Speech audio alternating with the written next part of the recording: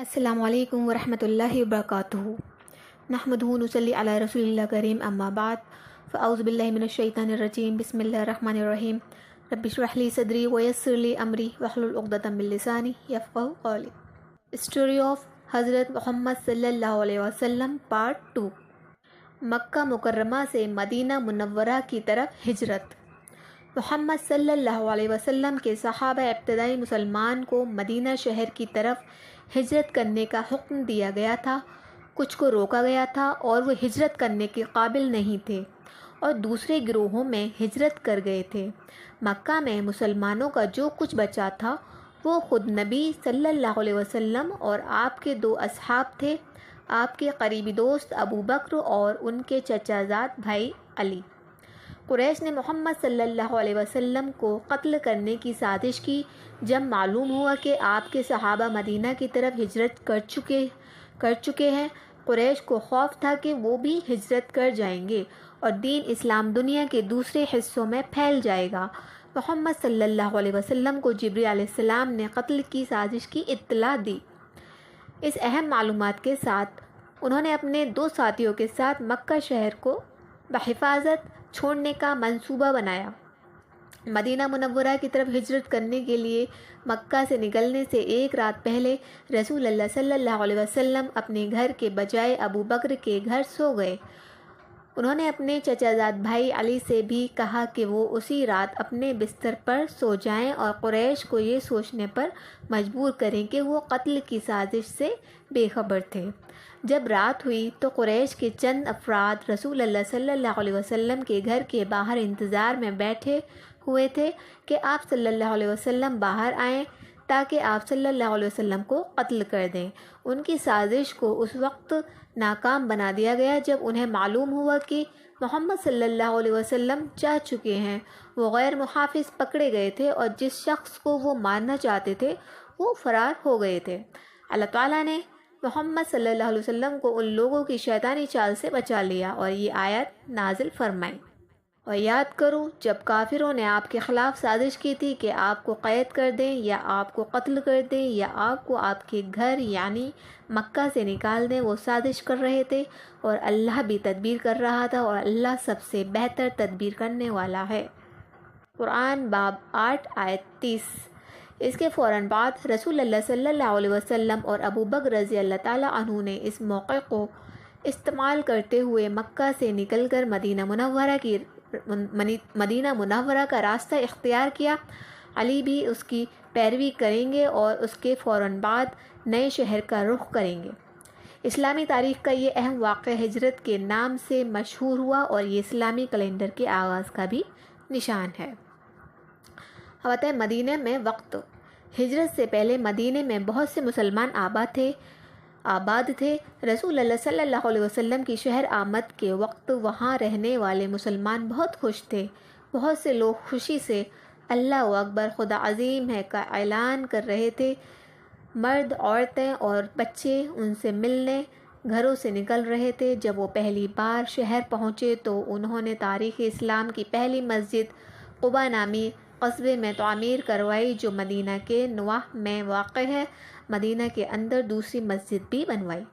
اس وقت جب مسلمان نماز پڑھتے تو ہمیشہ یروشلم کا رخ کرتے، اس کے فوراً بعد نماز کا رخ مکہ مکرمہ کی طرف بدل دیا گیا، جس شہر سے مسلمانوں نے ہجرت کی تھی، جہاں سے خانہ کعبہ واقع ہے۔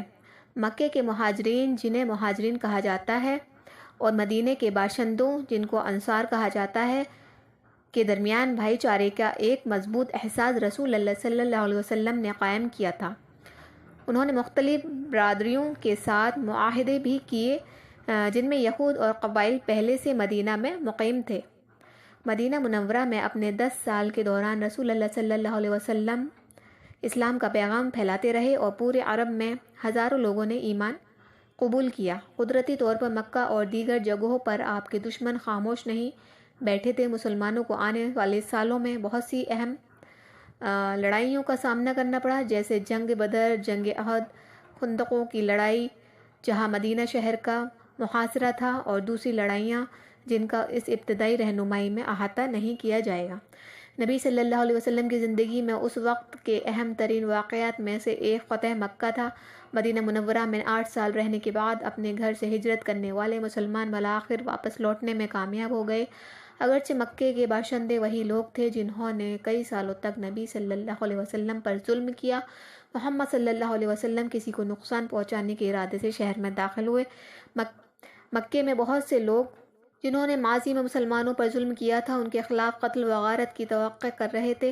مظلوم کا ظالم سے عین انتقام لینا فطری تھا، لیکن محمد صلی اللہ علیہ وسلم بہترین کردار کے حامل انسان تھے۔ جب وہ شہر میں داخل ہوئے تو انہوں نے کعبہ کی طرف ان تمام بتوں کو ہٹانے کا راستہ بنایا جو ان کے جھوٹے معبودوں کی نمائندگی کرتے تھے۔ یہ کر کے آپ نے مکہ والوں کو مخاطب کر کے فرمایا، اے قریش، تم کیا سمجھتے ہو کہ میں تمہارے ساتھ کیا کروں گا؟ انہوں نے جواب دیا، سب اچھا، یعنی مہربانی اور رحم، تم ایک شریف بھائی اور شریف بھائی کے بیٹے ہو۔ پھر آپ صلی اللہ علیہ وسلم نے ان سب کو یہ کہتے ہوئے معاف کر دیا، میں تم سے کہتا ہوں کہ جیسا کہ یوسف علیہ السلام نے اپنے بھائیوں سے کہا تھا کہ آج تم پر کوئی الزام نہیں ہوگا، جاؤ تم آزاد ہو۔ مکہ کے کنٹرول میں ہونے کے بعد اسلام اور بھی بڑھنے میں کامیاب ہو گیا، یہاں تک کہ زیادہ تر عرب نے ایمان قبول کر لیا۔ اس خوشخبری کا مطلب یہ بھی تھا کہ رسول اللہ صلی اللہ علیہ وسلم کے لیے ایک ایسا کام کرنے کا وقت آ گیا ہے جو وہ پہلے نہیں کر سکتے تھے، حج کرنا۔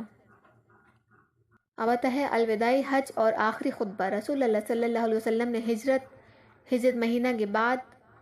مدینہ کے بعد 10ویں سال میں حج کیا اور لوگوں کو بھی اپنے ساتھ حج کرنے کی دعوت دی۔ حج کے اختتام پر انہوں نے میدان عرفہ پر لوگوں کی توجہ مبذول کرائی جو مکہ مکرمہ کے مشرق میں واقع علاقہ ہے۔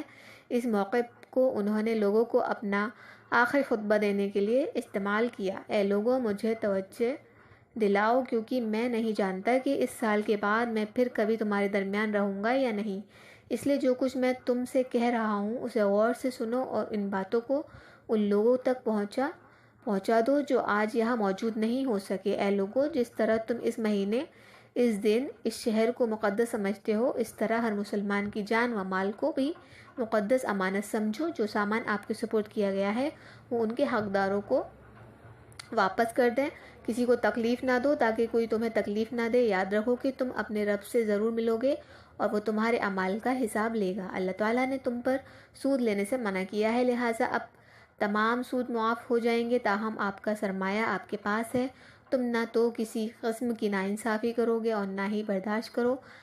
اللہ نے فیصلہ کیا ہے کہ کوئی سود نہیں ہوگا اور عباس بن عبد المطلب رسول اللہ صلی اللہ علیہ وسلم کے چچا کا تمام سود اب سے ساقط ہو جائے گا۔ اپنے دین کی حفاظت کے لیے شیطان سے بچو، اس نے تمام امیدیں کھو دی ہیں کہ وہ کبھی آپ کو بڑی چیزوں میں گمراہ کرنے کے قابل ہو جائے گا، اس لیے چھوٹی چھوٹی باتوں میں اس کی پیروی کرنے سے بچو۔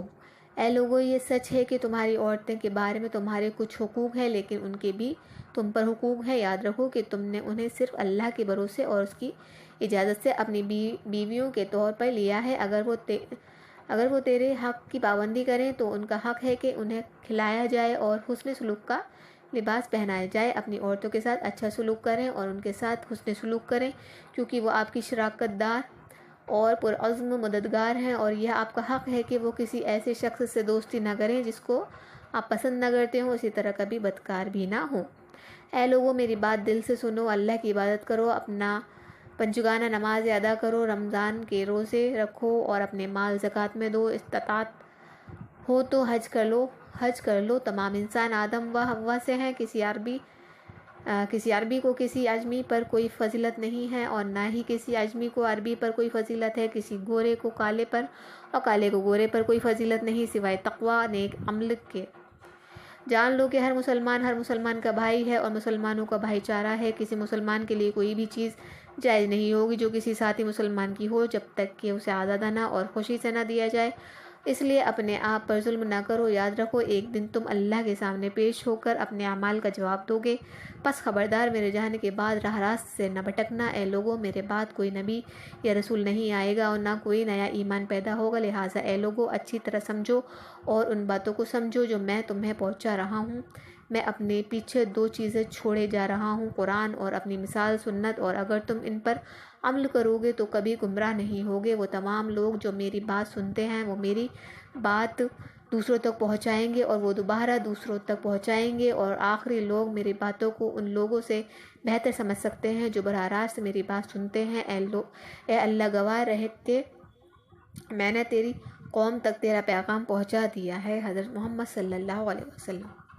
اس دوران اللہ تعالیٰ نے قرآن مجید میں یہ آیت نازل فرمائی، آج میں نے تمہارے لیے تمہارا دن مکمل کر دیا اور تم پر اپنی نعمت پوری کر دی اور تمہارے لیے اسلام کو بطور دین پسند کیا۔ قرآن باب 5 آیت 3۔ وحی کا خاتمہ ہوا اور اسلام اب تمام بنی نوع انسان کے لیے ایک مکمل طرز زندگی بن چکا ہے۔ نبی کریم صلی اللہ علیہ وسلم کی زندگی کا مشن پورا ہوا۔ ان کا انتقال اسلامی کیلنڈر کے 11ویں سال میں 63 سال کی عمر میں ہوا۔ آپ کے صحابہ اور مسلمانوں کی آنے والی نسلیں دین کو دنیا کے چاروں کونوں تک پھیلاتی رہیں۔ یہ پیغمبر کی میراث اور مسلمانوں کی پچھلی نسلوں کی لگن کی وجہ سے ہے کہ اسلام آج بھی محفوظ اور اس پر عمل پیدا ہے۔ اگر آپ کو یہ قصہ اچھا لگا ہو تو میری ویڈیو کو لائک کریے، شیئر کریے، سبسکرائب کریے۔